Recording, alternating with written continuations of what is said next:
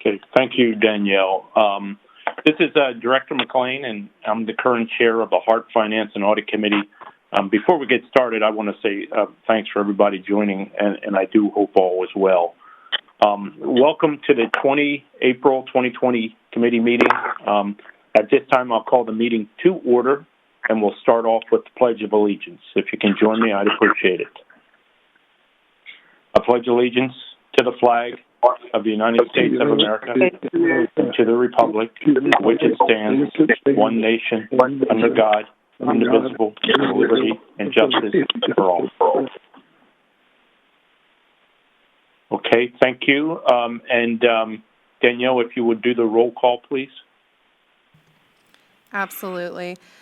Director Hardin? Here. Director Knight? Director McLean? Here. Director Mechanic?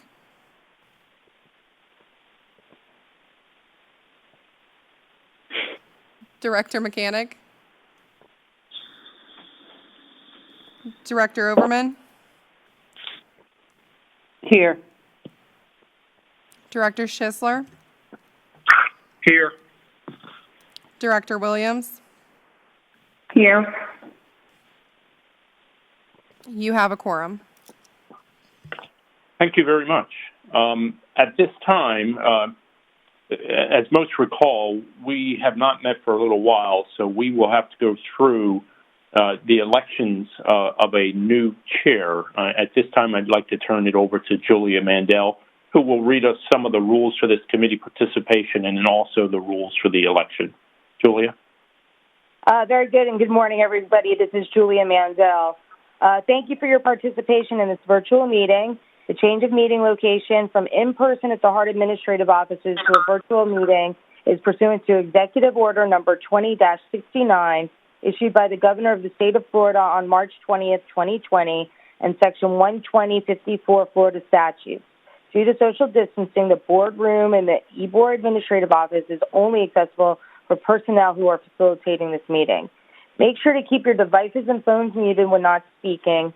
Muting the sound avoids any feedback, which we might hear as we're conducting the meeting.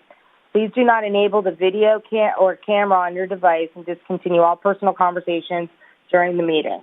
Please follow along with a copy of the meeting agenda and materials which were sent via email. All presentations will be shared while on screen while presented. Roll call has been taken for attendance and voted on by HART staff. The quorum and voting results will be announced. Please wait to announce your attendance until your name is called in the roll call. I said this yesterday, and I'm going to say this again today. It's also incredibly important when your name is called for the purposes of a roll call vote that you go ahead, if you are on the call and on the meeting, to take that action verbally. Otherwise, you have to be marked absent. You have an obligation legally to vote on any item that is before you in this meeting, and we need to document who has taken the action for the purposes of the record.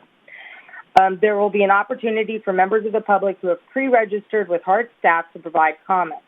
General Counsel will read into the record the public comment participation rules. During the meeting, please wait until the chair asks for comments or questions from committee or board members for each agenda item as the meeting progresses. And again, I'll just remind you, you also need to take an action when roll call is taken for the purposes of voting. When you want to provide a comment or ask a question, please signal that you want to speak by activating the hand button in the white circle next to your name on the screen. The hand will turn blue when activated. Staff will read the hand raised in order for the chair to acknowledge. Then the participant may unmute their device and speak. Please speak your name before comment. Again, speaking your name is really important because we have to get an accurate minute of this meeting for the purposes of ensuring we're complying with the Sunshine Law. Presenters, please note that all presentations will be controlled by HART staff. Ensure you state your name, title, company, organization for the record, and say next slide when needed, and staff will progress through the presentation. Thank you.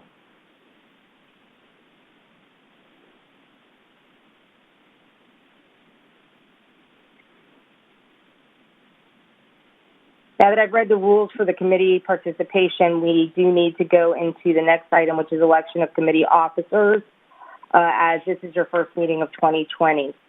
As you're aware, elections for committee chair and vice chair must be held annually at the first committee meeting of the year. This is the first time the Finance and Audit Committee meets in 2020.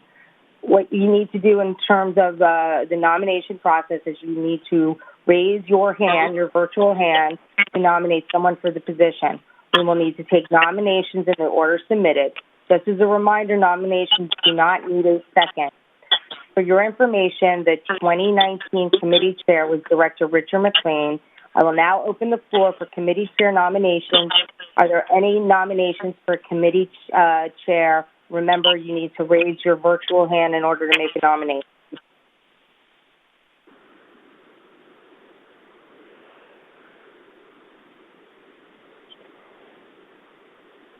I'm going to call again for any nominations for committee chair. We have Director Hardin with his hand raised. Ms. Mandel? I'll nominate Rich McLean if he would like to continue serving.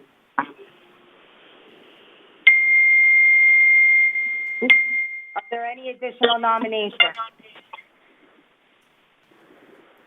No additional hands have been raised. This is Director McLean, if I may. Yes, please. Okay, thank you.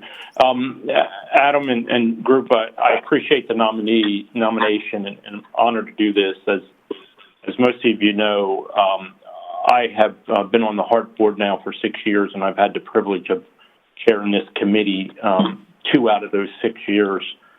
It's a great experience.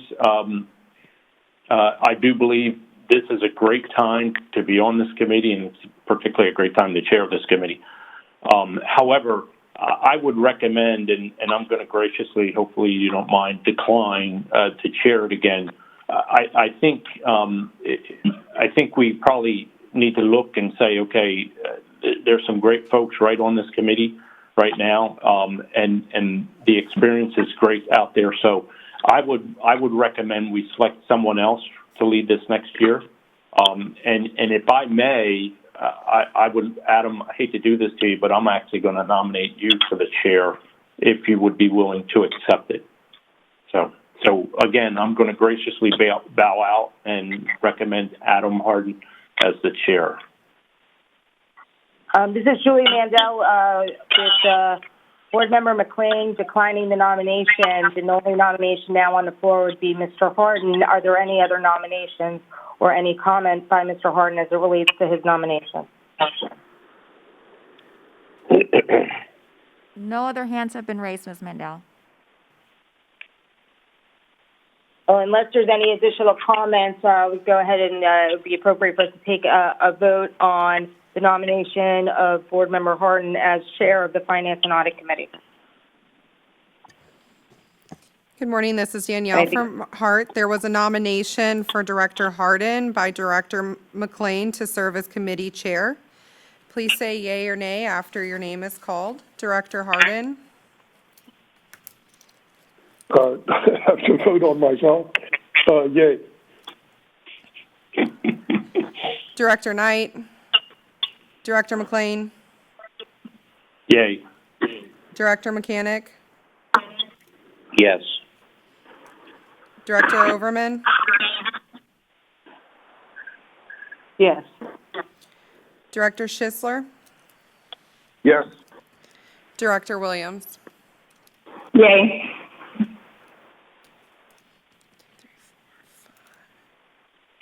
The motion passes 5-1. Director Williams voted nay. Oh, no, I said yay. Oh, I apologize then. I'm so sorry about that. The motion passes 6-0 then. I apologize. Okay, thank you. No problem. I definitely vote for Mr. Hardin. Thank you. And now, Julie, I believe we move to the vice chair. Yes. We move into the nomination for the vice chair. As a reminder, the 2019 committee vice chair was Director Adam Hardin. I will now open the floor for committee vice chair nominations. Are there any nominations for committee vice chair? Please signal so by raising your virtual hand. Ms. Mandel, we have Director McLean with his hand raised. Mr. McLean. Yeah, and again, and I hope they elect to join, but I would like to nominate David Mechanic as vice chair. Are there any other nominations, or does Mr. Mechanic have any comment on his nomination? This Dave Mechanic, no comment. And no other hands are raised. With no other nominations, then the nomination period is closed, and we would proceed to taking the vote on the nomination of Board Member Mechanic as the Vice Chair of the Finance and Audit Committee. Good morning, this is Danielle from HART. There was a nomination for Director Mechanic by Director McLean to serve as committee vice chair. Please say yea or nay after your name is called. Director Hardin. Yay, yes. Director Knight. Director McLean. Yes. Director Mechanic. Yes. Director Overman. Yes. Director Schisler. Yes. And Director Williams. Yes. Motion passes 6-0. Julia and Danielle, thank you very much. And before we move on, I'd really like to thank Adam and David for stepping up to this, so to speak. I do appreciate it. And from a standpoint of a HART and a community standpoint, I think we've got two fantastic individuals, definitely focused on HART and the efforts and how it can support the community. And I wish them all the best going forward. As I mentioned, I do believe this is an interesting period of time in HART's history, and I've got all the confidence in the world in Adam and David for moving us forward as we work through these issues. So thank you, both of you. Thank you very much. Danielle, now I guess the question from a procedural standpoint is, do you want me to turn the meeting over to Adam, or would it be preferred that we carry this meeting through? No, this is Julia Mandel. No, at this point, you would be turning the virtual gavel, as it were, over to Mr. Hard to conduct the remainder of the meeting. Okay, very good. Let's move to approval of the minutes. Can I get a motion? The minutes for the November 18th, 2019 Finance and Audit Committee meeting. Been a while since we met. Motion to approve. Second. Second. Hearing a motion in a second, can somebody call the roll, please? I'm not sure if you heard me. I said second. David Mechanic seconded. Okay. Yes, so hearing a motion in a second, could you please conduct a roll call vote? Thank you. This is Danielle from HART.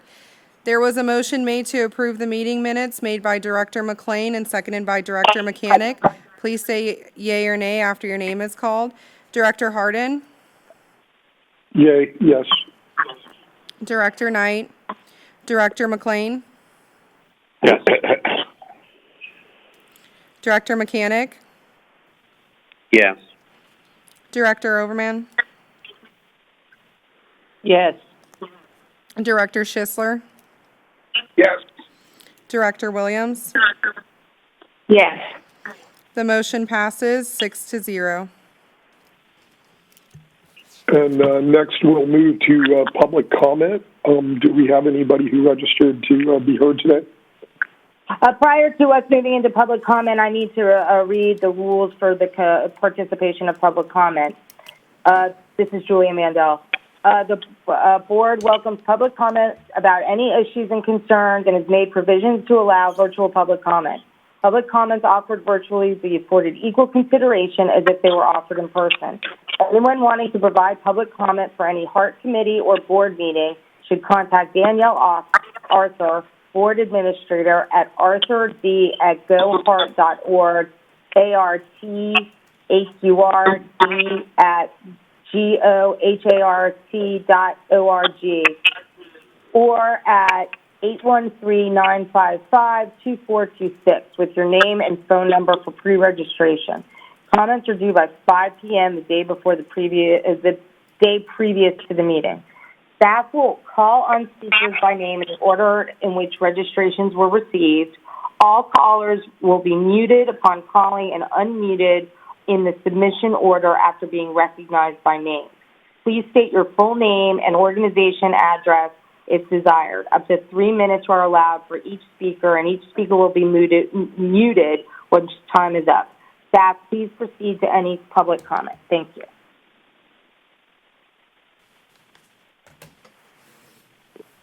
There was no one signed up. Danielle, There was no one signed up for public comment. thank you. With no one signed up for public comment, then we will move to our first presentation. Is John Gilberto available to tell us about the audit?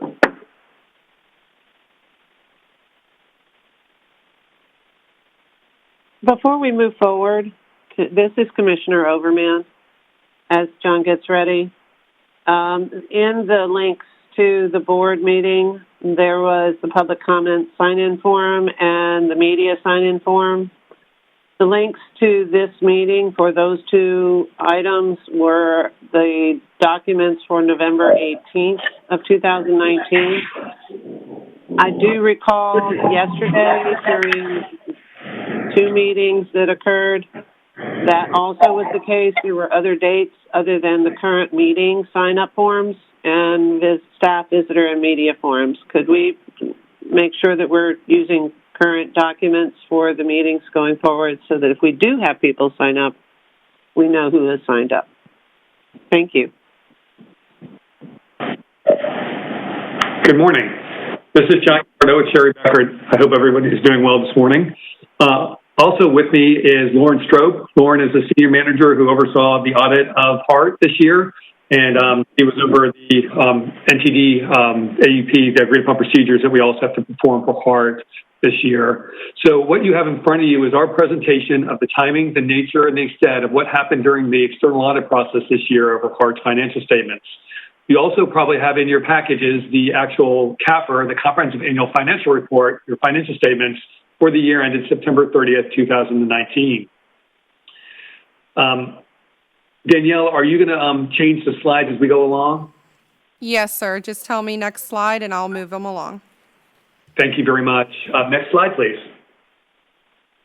So as I said, we have completed the audit of the financial statements and have issued our financial audit report thereon dated February 24th, 2020. Next slide, please.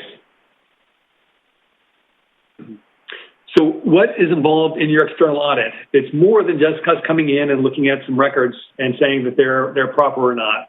There are a lot of different standards that we need to follow based on standards that you follow. The standards that HART has to follow are the accounting principles. Those are how you measure and you value all your assets, liabilities, and recognize your revenues and expenditures. We come in and we follow two different forms of GASB, the General Accepted Auditing Standards and the Governmental Auditing Standards.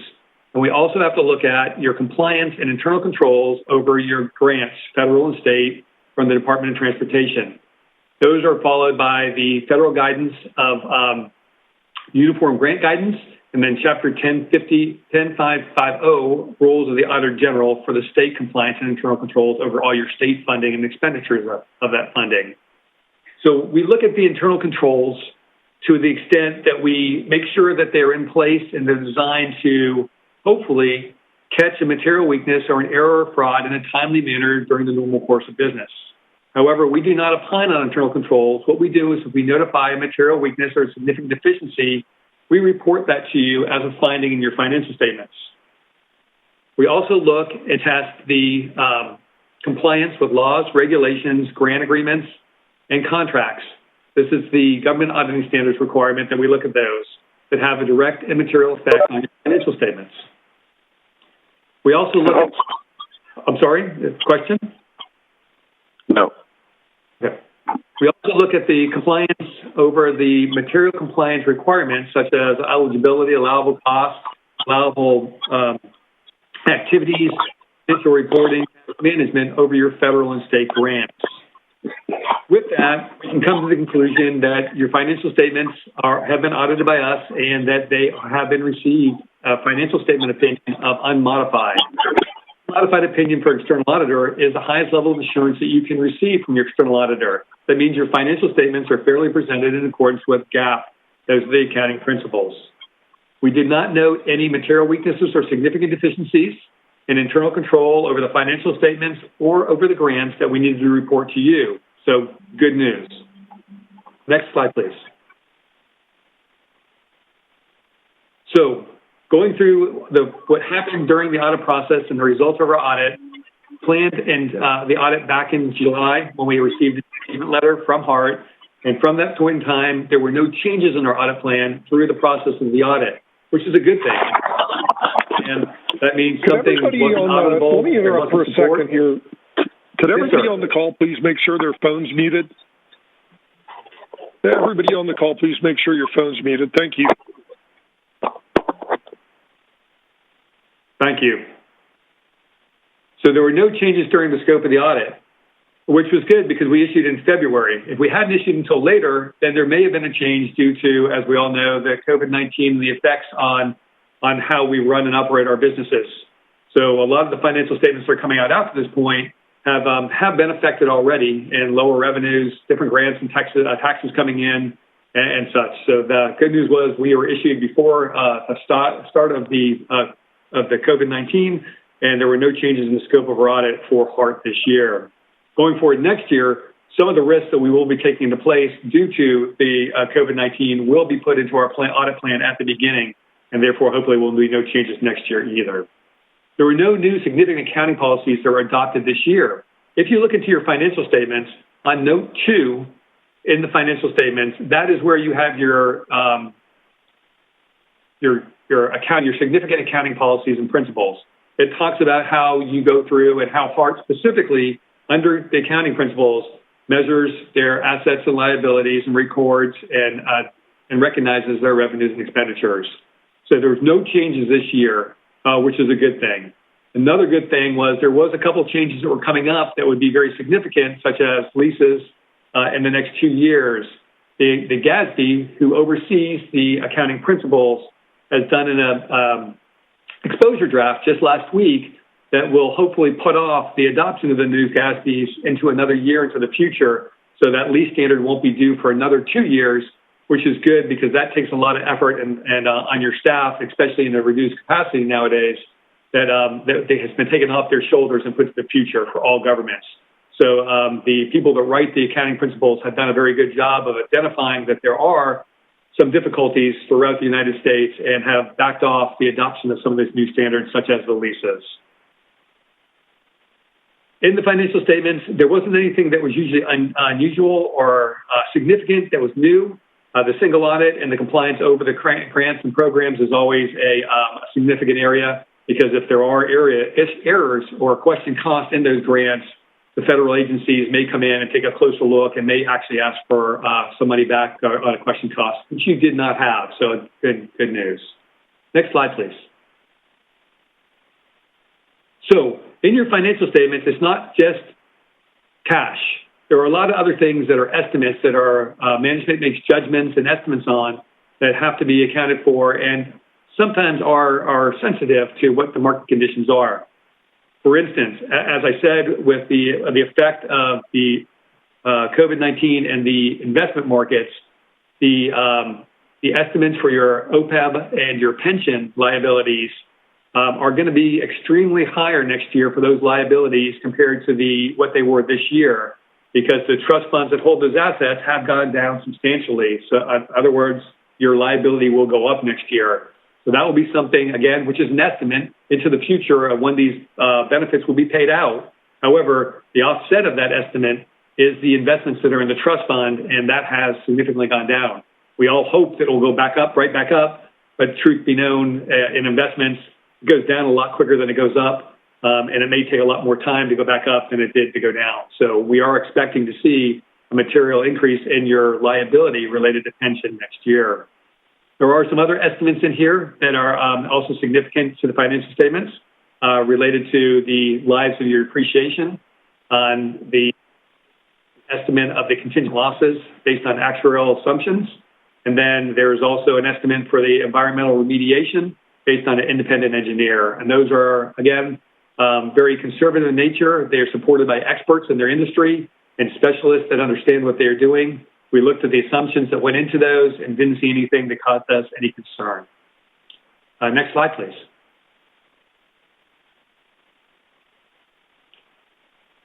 So as we looked, and as I said, when we come to get the financial statements, management did a great job of giving us their trial balance, all the assets and liabilities and the balances and the revenues and expenditures. We audited those. The good news was when we audited those, we had no corrected misstatements or uncorrected misstatements on those numbers. And this is a really good thing because what this means is when we come in and we notice something that may not have been adjusted properly or was out of balance, we would make a recommendation to fix it, adjust it, to be in accordance with the accounting principles that you have. We did not have any of those, which leads us to believe that the information that you're getting at the board level is good to make decisions on, to make budget decisions on, because there are nothing that you need to know that has to be corrected each time you get those financial statements. So management did a great job and the accounting staff did a great job of making sure that the information we got was, again, fairly presented and complete, and there was no adjustments that we recommended. So, again, good news. Next slide, please. At this point, I'm going to turn it over to Lauren Strope to go through the remaining slides and go through the rest of what happened during our audit process. Good morning. We are pleased to report that we did not have any difficulties or disagreements with management that would have led to significant difficulties in performing our audit procedures. To our knowledge, management is not relying on any other accountants to make a decision, and that would only be relevant if management was relying on someone to do like a key estimate or something of that nature. We would just want to make sure that both sets of CPAs got the same set of information to hopefully get the. We do discuss a variety of matters with management prior to retention as part of our acceptance process each year, but there were no matters that were brought to our attention that made us hesitate in continuing to serve as an auditor for HART. We have received a written representation letter from management, and that basically just says that everything that management told us and provided us during the course of the audit was true to the best of their knowledge and belief. We did issue a management letter, which is required by Chapter 10550 Rules of the Auditor General of the State of Florida, and that was issued as a no comment letter, so there was nothing that we needed to add to the letter to make the state aware of. Next slide, please. You issue a CAFR, or a Comprehensive Annual Financial Report, and that contains a lot of information other than financial information. So there's actually a lot of different things that we do. So with management's discussion and analysis and required supplementary information, as well as supplemental schedules such as the CFA or Schedule of Expenditures of Federal Awards, we obtain from management of understanding of how that data is created and prepared. And we also ensure that that data ties to or reconciles to anything in the audited or basic financial statements. Your CAFR also includes introductory and statistical sections, which contain a lot of forward-thinking data, and the statistical sections contain a lot of data such as miles driven or passengers served, things that aren't necessarily financial in nature, yet the GASB still feels that it's important to include in a CAFR to understand the full impact of the financials. These have not been subject to any audited procedures. We do read through them and make sure that they comply with what is required as part of a CAFR. Next slide, please. As far as compliance audits, John already gave it away that you guys got great compliance audits. So we did perform both a federal and a state single audit. For the federal, we did the Federal Transit Cluster. And for the state, we performed audits of the Public Transit Block Grant Program and the Public Transit Service Development Program. Each of those, we did not find any issues with compliance or any issues with internal control over that compliance. Next slide, please. Last but certainly not least, we do believe that management employs an appropriate level of conservatism in applying accounting principles. We are required as part of our audit procedures to inquire of the board, management, and others throughout the organization about their knowledge of fraud or illegal acts. We did not note anything We do that during the course of our planning procedures, and if we were to know anything, we would change our procedures in order to handle and address that risk. We are not aware of any relationship that would impair our independence, either in fact or appearance, from HART. We did issue our NTD Agree Upon Procedures report last week, and we did complete the data collection form, which is basically an upload of all of your federal programs into a database so that the federal government can kind of look at everybody's SEPA apples to apples. Next slide, please. As John, I did want to mention upcoming GASB standards, but as John talked about, those have kind of been delayed. So we did have fiduciary activities coming up next year and leases coming up in 2 years. We'll be on the lookout to see what, if anything, happens as a result of that exposure draft as far as delaying those. And we'll be in communication with management as far as how they want to handle any sort of delay or implementation. Next slide. Management has asked that we include this chart, which shows your cash and cash equivalents balances, both from a unrestricted and a restricted standpoint.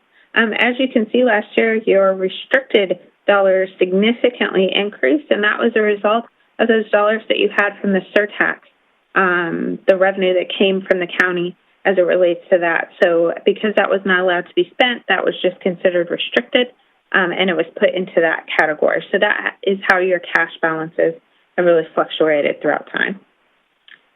Next slide. That kind of concludes our presentation. John and I are happy to answer any questions, and I just wanted to say that we serve at the pleasure of the board, not just now, not just for the planning presentation, year-round. So if anything comes up, we do not charge for questions, so please do not hesitate to reach out to us. And with that, thank you so much for your time, and we're happy to answer questions. I'll open the floor to any questions from the directors. Committee Chair Hardin, before we move on, I do believe that we had Director Knight join the phone call during the presentation. Director Knight, are you on the phone?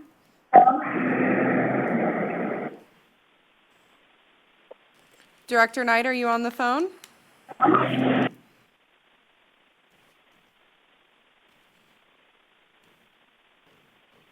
Okay, I do apologize.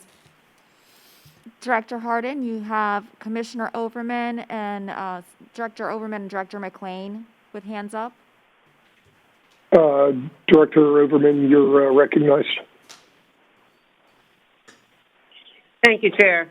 Thank you very much for your report. I was looking through the audit documents, so that everything looks in order. I do have two items that I'd like to address. Because we haven't gotten a ruling from the Supreme Court on the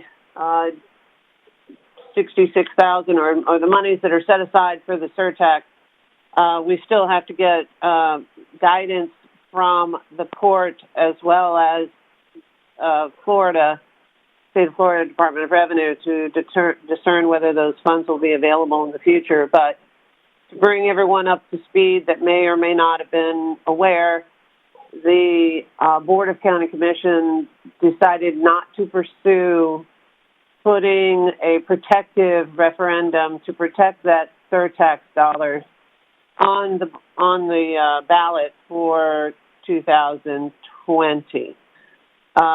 If we get an adverse decision from the Supreme Court regarding the current surtax that is in place, that is being collected and distributed out to the various agencies, we will not have those revenues moving forward.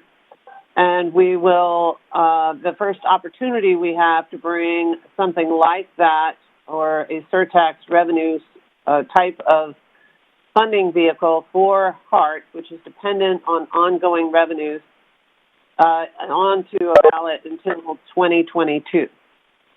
So I just wanted to make sure that people were aware that while that increase looks great, there's still some question about whether or not we're going to be able to utilize it. And there's also the potential that we won't have it moving forward. Second item, relates to the events that occurred last year and the board of directors conversations as we addressed our CEO, and there were recommendations made by the board members at the main board that we address our internal policies for contracting and human resources to bring them up to speed because of either some appearance of inconsistencies or violations that caused us to lose our CEO recently. So, and I don't see any reference to that in the audit. Is the firm of Cherry Burkhart available to provide some guidance on those issues, or is that something we would need to find another source to assist in making sure those policies and procedures were updated? While it might not affect our audit, the numbers were fine, but I do see references to policies and procedures in here, and I think maybe we need to address that issue as we present the audit. And I'll stop there.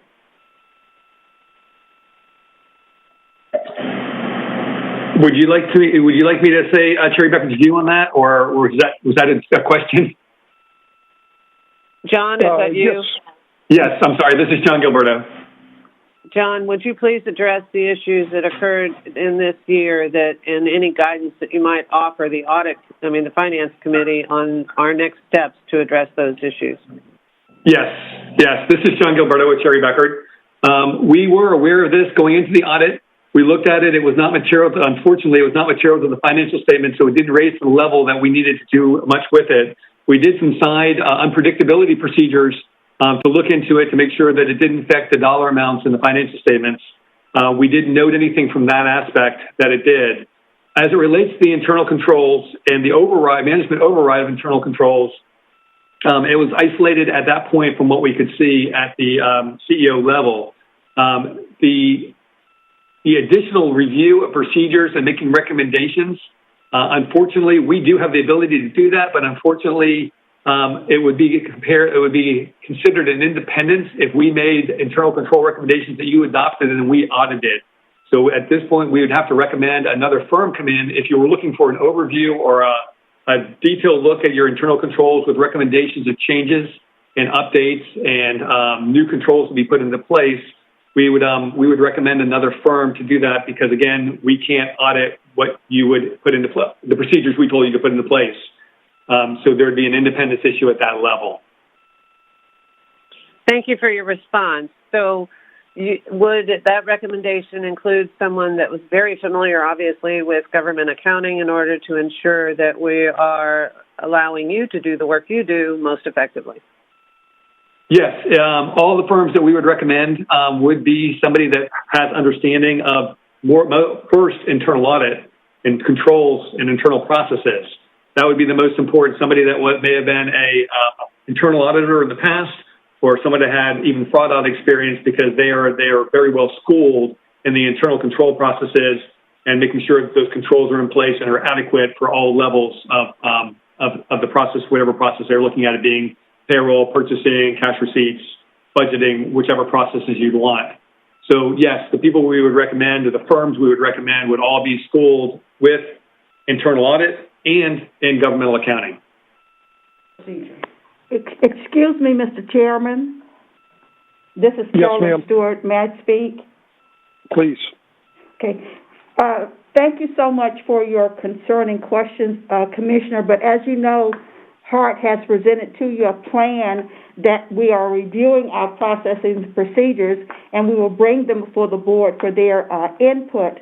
Also, regarding recommendations of firms, we have a procurement process where we would, if this was the desire of the board to do this, to have someone outside review the proposed changes to our processes and procedures that we are coming forth with recommendations on. It would go through a procurement process, and so I just want to alert you to that. as to the process is not based upon the recommendations of the auditor that we would automatically do this. So I would just ask that we wait until we come forward. Excuse me, my mask, I may be muffled. We'll wait until we come forward with our recommended changes to our policies and procedures that we're working on. And I emphasize, just as the review by Carlton Fields and as this audit states, there was no fraud or illegal conduct based upon the information that they did. And Carlton Fields told you that they were not retained to do an independent audit review of this, and that would have to come from someplace else. Thank you. And Mr. Chair, is this Director McLean?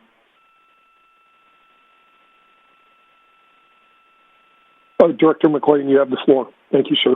Okay, thank you. Ms. Stewart, thank you. CEO, thank you. That's exactly where I was going to go also in this conversation. And Commissioner Overman does have some great recommendations there, but I, like you, would like to see our staff run that first. We did lay out a plan to review our policies and procedures, particularly when it came to procurement. I think we're down that path now. I would like to see that run its course. As most of us know, those lack of judgments were essentially located in one body. They weren't throughout the organization, and I think that bodes well for HART in general. But I do think we ought to allow our staff to do that. And then we as a body, the overall board, of course, first the finance and audit committee, and then, of course, the full board are the determining factors for if that's a good policy or not. And then, of course, as we go through audits, that pinpoints some of the imperfections we may have or perfections we may have. And so, as with you, I would recommend we continue to allow our staff to do the work they're supposed to be doing based on what we laid out as a way forward, and then present that to the board and then make those decisions afterwards if we need to have that reviewed or not. So, thank you. Director Hardin, we still have a hand with Director Schisler and hand up with Director Overman. Okay, Councilman Schisler, you're recognized. Thank you, Mr. Chair. I just want to commend our staff, the accounting staff, finance staff, and the management staff. It takes a lot of people to put this together in order to do it the right way. It's a good audit. I didn't see anything that jumped out. The subsequent events, I was curious myself as to whether the CEO issues would rise to a level of a subsequent event, but obviously it didn't for materiality reasons. But my hat's off to the staff and to Ms. Stiglitz and her team, and to Ms. Stewart and her team. Takes a lot of work to put this together, not the report, but to put together the product that they can audit. So, very good job. Thank you very much for your efforts. Director Williams also has her hand up. Mr. Chair. I guess going in order, we'll take follow-up from Commissioner Overman and then Ms. Williams.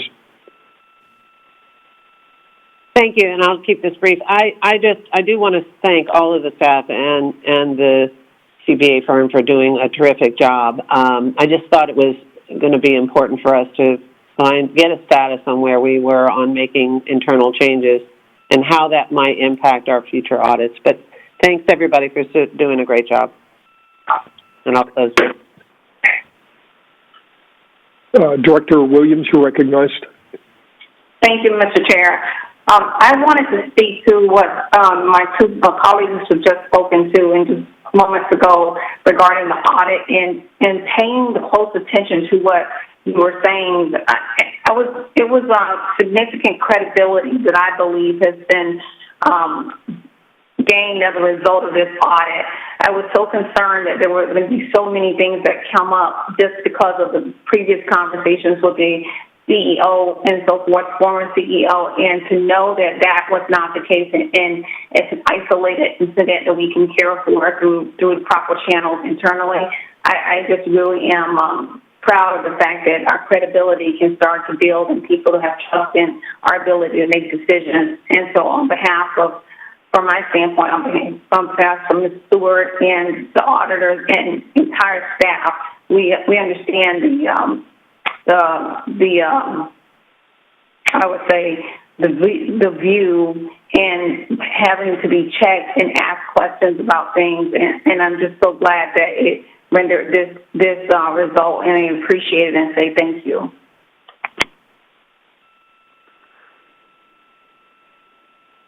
Yes, agreed. Thank you for your comments. I'd like to mirror the comments of the directors who were complimentary of the audit effort and outcome, and additionally to reinforce that we'll be looking forward, especially with regards to the staff's recommendations for revised purchasing procedures that can kind of bring us into the modern age, allowing us to select multiple vendors to do tasks and making staff more nimble in their selections. Some of the things that we have discussed, we'll be looking forward to seeing a presentation on those procedures and finding something we can send forward to the full board. Thank you. So I guess that was the only presentation for today, which brings us next to the committee action items.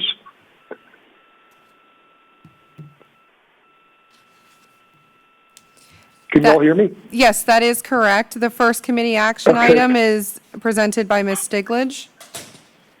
Yes, okay. Yes, good morning. For the record, Cindy Stigledge, Interim CFO for HART. First, let me thank John and Lauren for the presentation and the accolades that were given by both them and the Board of Directors. We do appreciate it. I'm very, very proud of that finance staff in their efforts to not only participate in the audit, but obviously do all of the right things to get us to where we did get a very good report. So I appreciate everyone's cooperation there. So with that, I would ask the committee to review that item, receive and file the fiscal year ending September 30th, 2019, comprehensive annual financial report, and then advance that to the Board of Directors on May 4th. Yes, I apologize for bypassing that. Do we have the motion? Commissioner Overman will make a motion. Second. Director McClain. Schiffer, second. And could we please do a roll call vote? Yes, this is Danielle from HART. The motion is to approve committee action item 6A. It was made by Director Overman and seconded by Director McClain. Please say yay or nay after your name is called. Director Hardin? Yay, yes. Director Knight? Yes. Director McClain? Yes, yay. Director Mechanic? Yes. Director Overman? Yes. Director Schisler? Yes. And Director Williams? Yes. The motion passes 7-0. Thank you. And next, if we could have a presentation from Cindy Stigledge on the item 6B, please. Yes, thank you. Again, for the record, Cindy Stigledge, Interim CFO for HART. So before you today is a request to approve the FTA Section 5307 program of projects and authorize the Interim CFO to apply for all FY20 FTA formula funding, of course, contingent upon approval at a public hearing to be conducted on May 4th. The FTA Section 53 formula funding requires that transit agencies develop what is called a program of projects that will be paid for with the grant and obtain input on those projects through a public hearing. As I said, that will be scheduled for May 4th. The annual apportionment from FTA this year were announced on February 3rd. And HART will receive $13,771,520. The funding was estimated in our FY20 budget back when you approved and adopted that in September of 2019. So for the record, the proposed program of projects for your consideration are as follows. Preventative maintenance, which includes mechanic salaries, $8,900,000. ADA paratransit service, $2,754,304. Capital tire leases for both fixed route and paratransit vehicles in the amount of $705,000, and the preventative maintenance of the streetcar for $200,000 for a total in our operating account of $12,559,304. Capital funding will be apportioned as follows. The comprehensive operational analysis, which is currently underway for $600,000. Engine and transmission replacements for $241,892,000.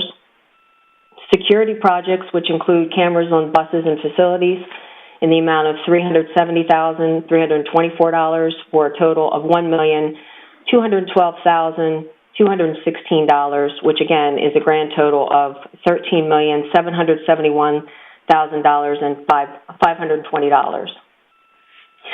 This year, HART also received $4 million under the Surface Transportation Block Grant for the replacement of paratransit and flex vehicles and to upgrade fueling equipment.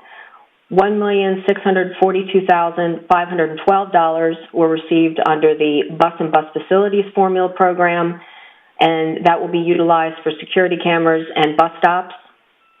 And $704,743 was received under the State of Good Repair for the rehabilitation of streetcars and related maintenance. So those are the four formula fundings that we will be applying for after the item is approved on May 4th. So with that, if there's no other questions, I would ask that you authorize the advertising of the public hearing and advance the item to the board for May 4th adoption. The floor is open to the board for questions or a motion. Director Hardin, you have Director Melanie Williams and Director Rich McLean with questions. Director Williams recognized. Thank you, Mr. Chair. I didn't have a question. I was just going to motion, put a motion on the request. Okay, so we have a motion to approve, and I'm sorry, who else's hand was up? Excuse me, Director Hardin, you still have a hand up from Director McLean and a hand up from Director Schisler. Okay, Director McLean, you're recognized. Thank you, Chair.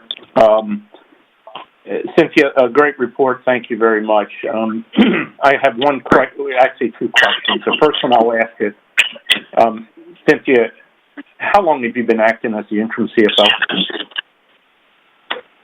Since June 17th of 2019. Okay, thank you. And it gets back to the audit that was just done. So great job to you and your staff, Cynthia. Thank you. The other question I have is, as the audit kind of highlighted, we may have some challenges with the pension plan. I believe it was the pension plan they were mentioning, or benefits plan. Is there any thoughts going forward on how we might be able to close that gap if we need to, or any thoughts in general you're having in regards to that that might be a benefit to know? As it relates to this particular item or in general? Just in general, Cynthia, I'm sorry.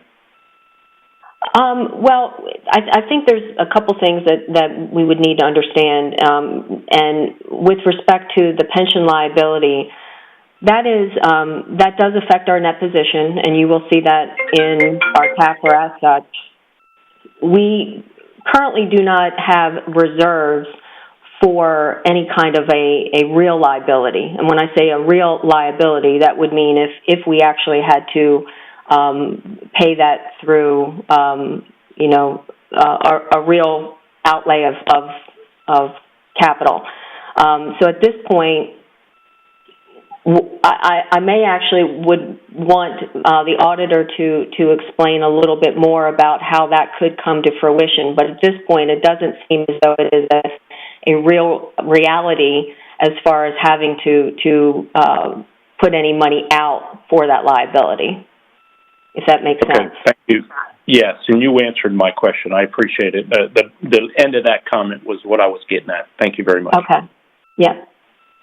Councilman Schisler, you're recognized, sir.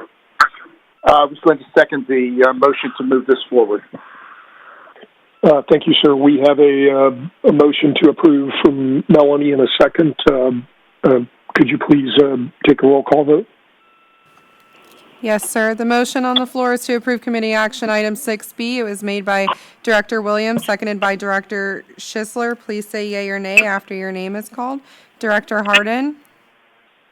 Yes. Director Knight?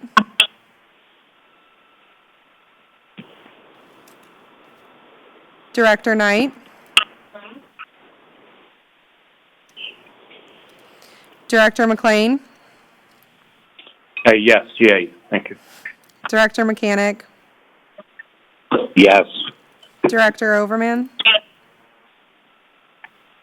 Yes. Director Schisler? Yes. And Director Williams? Yes. Did you hear Director Knight? Yay? Thank you, sir. We appreciate that. The motion passes. Vote is 7-0. Thank you. And next we have a presentation on action item 6C having to do with the maintenance facility. Is Mr. Rodriguez available? Yes, sir. I'm here. Thank you, Mr. Chair. Dan Rodriguez, Project Manager here at HART. Good morning, committee members.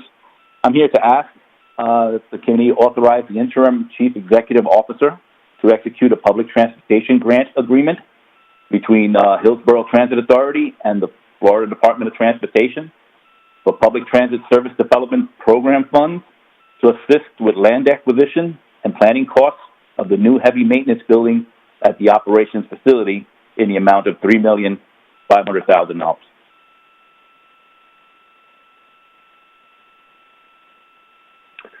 The floor is open to questions. Director Hardin, at this time, I do see Director Schisler. Councilman Schisler. Thank you, Mr. Chair. I do have a couple questions on this particular item.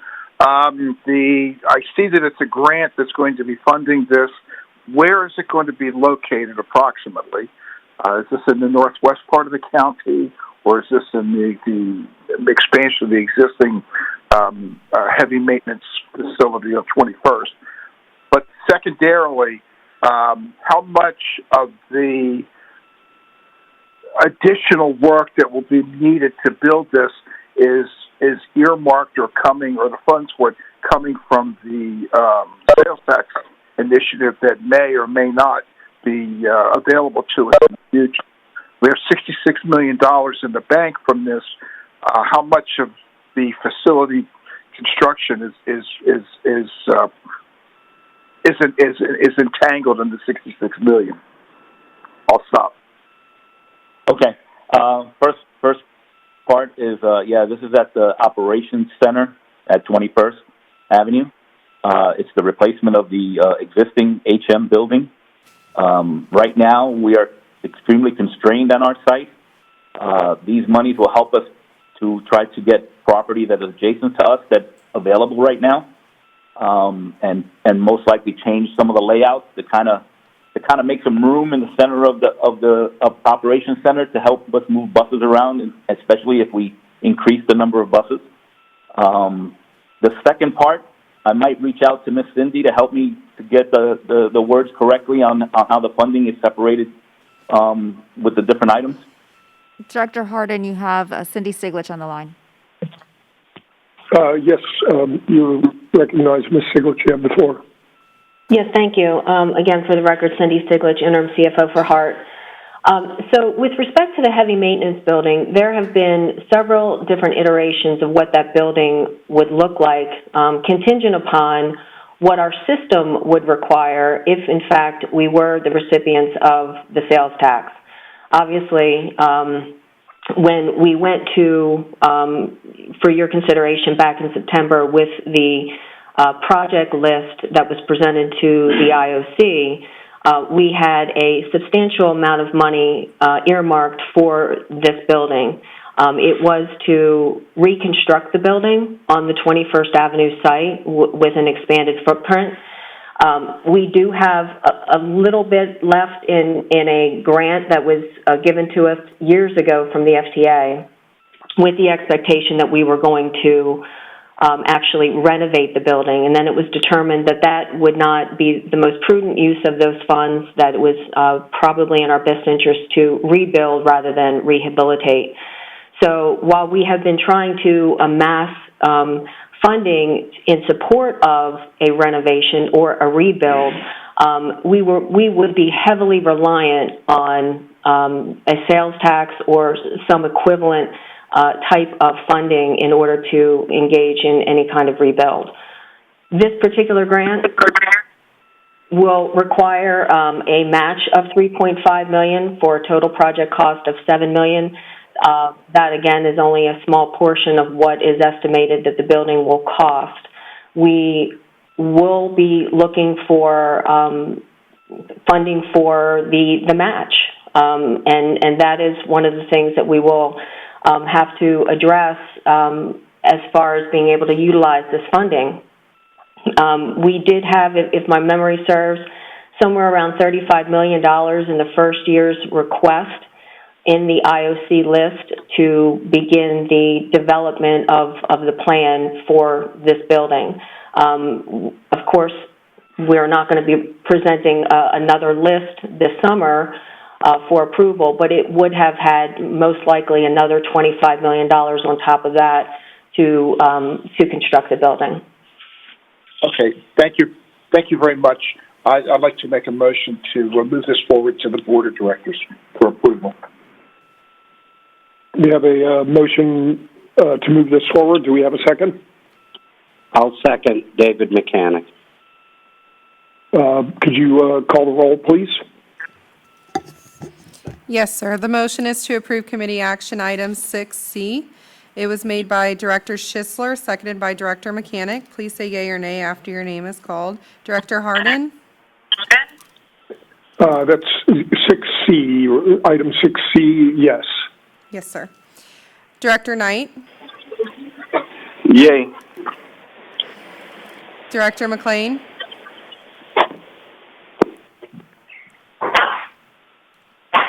Director McLean? Director Mechanic? Yes. Director Overman? Yes. Director Schisler? Yes. Director Williams? Yes. Director McLean, do you have a vote? The motion passes 6-0. And next we'll consider item 6D, allowing the executive director to exercise a 2-year option under the existing contract with our auditor. And can we hear from Joan Brown on this quickly?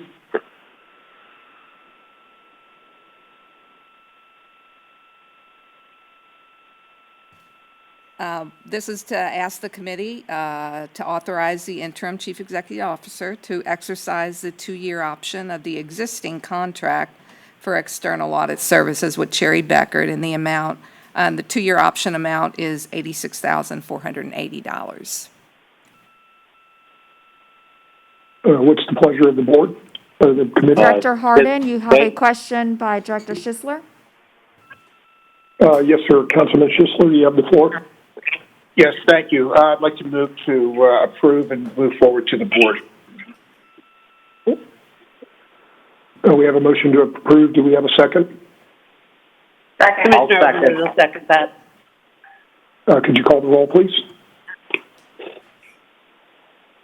Yes, sir. The motion is to approve committee action item 6D. The motion was made by Director Schisler and seconded by Director Overman. Please say yea or nay after your name. Director Hardin? Yes. Director Knight?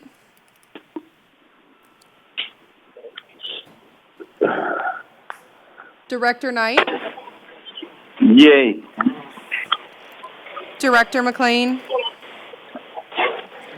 Director Mechanic? Yes. Director Overman? Yes. Director Schisler? Yes. Director Williams? Yes. The motion passes 6-0.